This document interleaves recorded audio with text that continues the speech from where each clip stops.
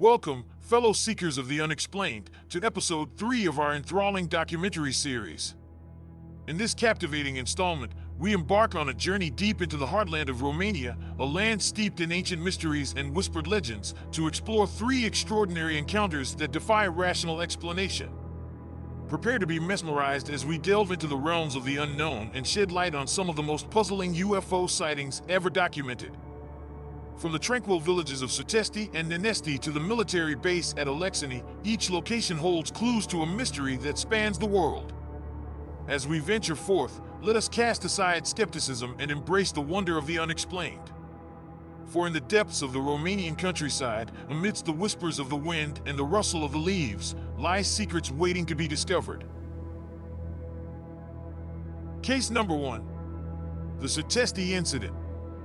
In the annals of UFO lore, one event stands out as a testament to the inexplicable and the unknown, the Certesti Incident of July 8, 1996, in Galati County, Romania. This incident, shrouded in mystery and intrigue, continues to confound skeptics and believers alike, offering tantalizing glimpses into the enigmatic realm of unidentified flying objects. On the night of July 8th to 9th, 1996, although reported as July 7th to 8th in the press, Sergeant Marian Manco and Guard Marcel Rusu were conducting their patrol in the village of Certesti, located in Galati County, Romania. Around 12:30 a.m., feeling hungry, Sergeant Manco decided to detour home for a quick bite. His residence was in a one-story apartment building across the asphalt road from the police station, with the entrance at the back of the building. The sergeant expected to be away for no more than 10 minutes, while Guard Rusu waited for him on the street. As Sergeant Manco turned the corner of the building, he heard a strange humming noise and felt a strong gust of wind. Upon turning back, he witnessed something extraordinary on the road, an object emitting colorful blue-red lights and making a low humming sound. Initially mistaking it for the police car's emergency lights, Sergeant Manco approached, only to realize it was a UFO hovering above the road, accompanied by a peculiar humanoid figure. Startled, Guard Rusu, who had hidden in a ditch by the roadside out of fear, cautiously peeked out, uttering, "Mr. Marian, Satan." Guard Marcel Rusu recounted that as soon as Sergeant Manco turned the corner towards his home, he noticed a disturbance from above. Leaning against the fence, he initially thought it was a malfunctioning streetlight or perhaps the wind causing it to sway. However, as the object descended noiselessly, Rusu realized it was not a police patrol but something altogether inexplicable. The UFO, as described by both witnesses, was disc-shaped, approximately 5 to 6 meters in diameter and 2 to 2.5 meters in height, with a somewhat hat-like appearance. It hovered about half a meter above the road, emitting a continuous belt of multicolored lights resembling a rainbow, pulsating in white, red, and blue, or green, according to other accounts. The lights appeared to blend into one another, creating a mesmerizing effect. Beneath the object, a bright white light illuminated the ground, with no visible doors or windows. As Sergeant Manco prepared to leave the corner of the building, the UFO ascended vertically, its lights intensifying, before accelerating rapidly eastward and disappearing with a gust of wind. The neon street lamp flickered off at the moment of takeoff but spontaneously resumed after about half a minute. The humanoid creatures accompanying the UFO were observed more clearly by Guard Rusu. Sergeant Manco saw only one from behind. Standing at approximately 1 meter in height, with elongated heads and mushroom-like protrusions on their skulls, the creatures were devoid of hair but covered in metallic gray scales. Their large, protruding ears resembled flaps, and their faces, although described as having large eyes, revealed no distinct features of a nose or mouth. Their bodies, clad in what seemed like scaly fish-like skin, appeared flabby, with thin arms described as finger-like. Guard Rusu described their movements as erratic and clumsy, likening them to inebriated individuals. No traces were left on the ground, although a large nearby cherry tree exhibited withered leaves and dehydrated fruits on approximately 15% of its crown, where the object purportedly landed and took off. Witnesses reported seeing broken branches and fruits on the ground the following morning. After the object's disappearance, Sergeant Manco and Guard Rusu encountered a tractor driver, Nicu Chicos, returning home. They questioned him about the UFO sighting, to which Chicos initially responded with uncertainty, later recalling seeing a light in the sky but attributing it to a possible airplane. Other witnesses in the area reported similar sightings, including Gheorghe Ganghia, who witnessed unusual disruptions to his television signal, and Stefan Dumitru Karj, who observed a remarkably intense light enveloping his property. Despite initial skepticism, the credibility of the witnesses remained high, with Sergeant Mancu being regarded as a reputable member of the community with no prior interest in UFO phenomena. As years passed, the Certesti Incident faded from the headlines, but its legacy endured, leaving an indelible mark on those who bore witness to its enigmatic spectacle. To this day, the questions linger: what were the origins of the unidentified craft? What were the humanoid figures witnessed by Sergeant Manco and Guard Rusu? The search for answers continues as researchers and investigators delve into the depths of Romania's UFO lore, seeking to unravel the mysteries that lie beyond the veil of the unknown. In the shadow of the Carpathian Mountains, amidst the whispers of those who dare to look skyward, the truth awaits, elusive, enigmatic, and ever-enticing. Case number 2. The luminous phenomenon of Nanesti, Vrancia.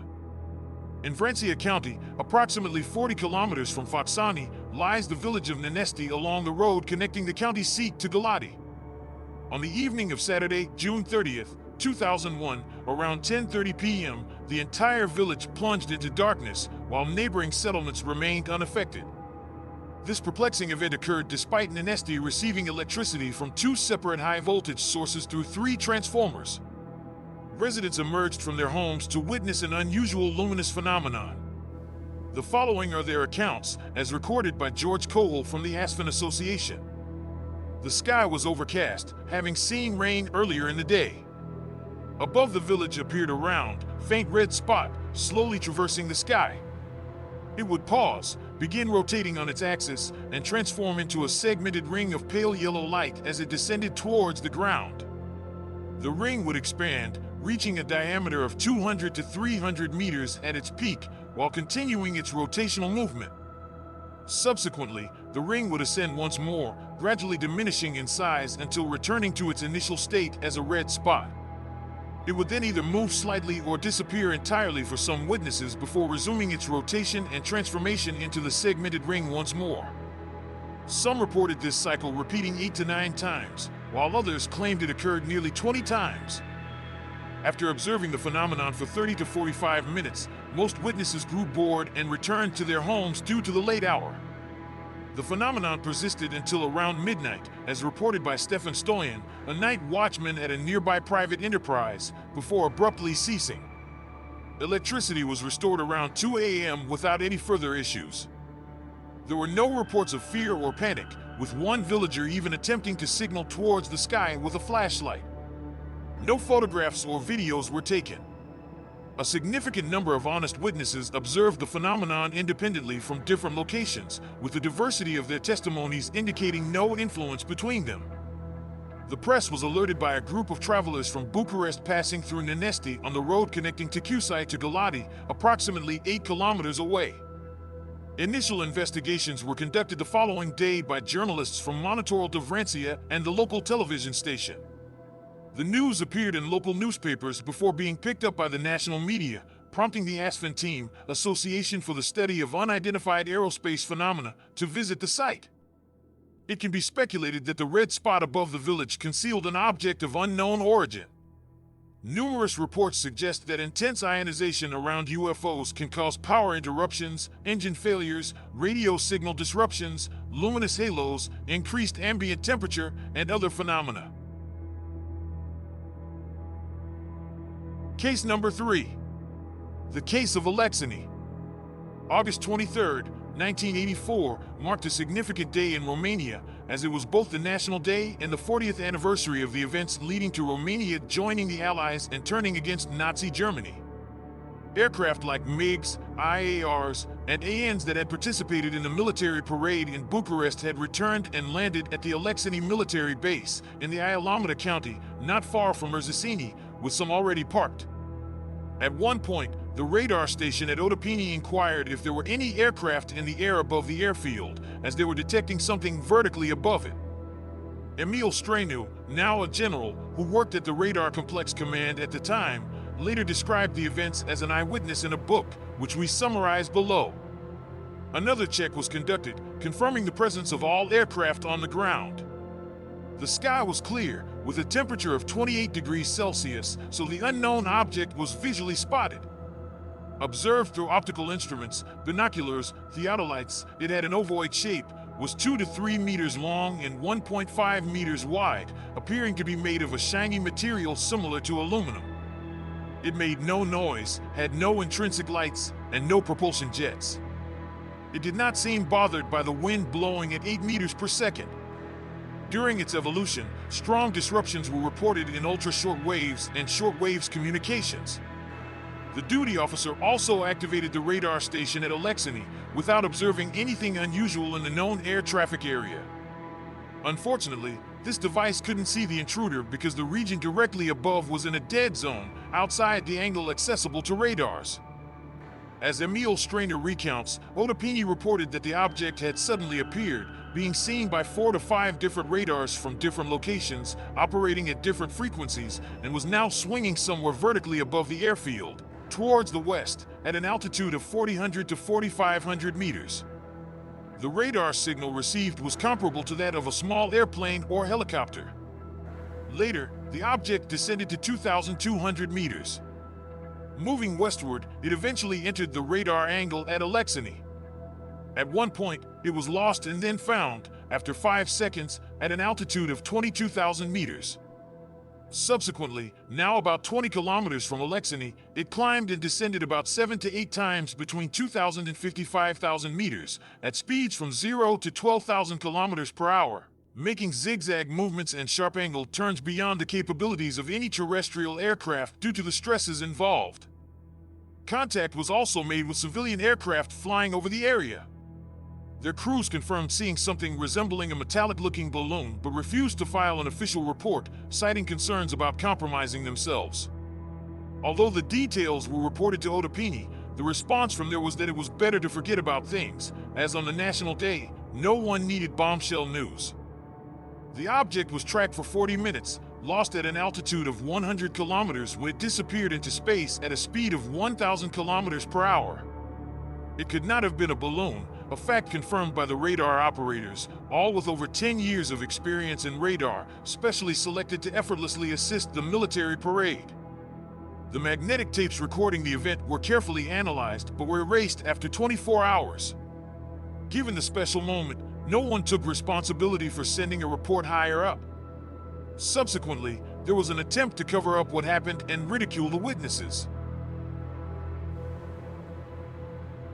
Conclusion. As we conclude our exploration of Romania's UFO encounters, one thing becomes abundantly clear: the allure of the unexplained knows no bounds. From the rural landscapes of Certesti to the tranquil village of Nanesti and the military base at Alexeni, the mysteries of the Romanian skies continue to intrigue and inspire. But as we reflect on the tales we've uncovered, let us not forget that the search for truth is a journey without end.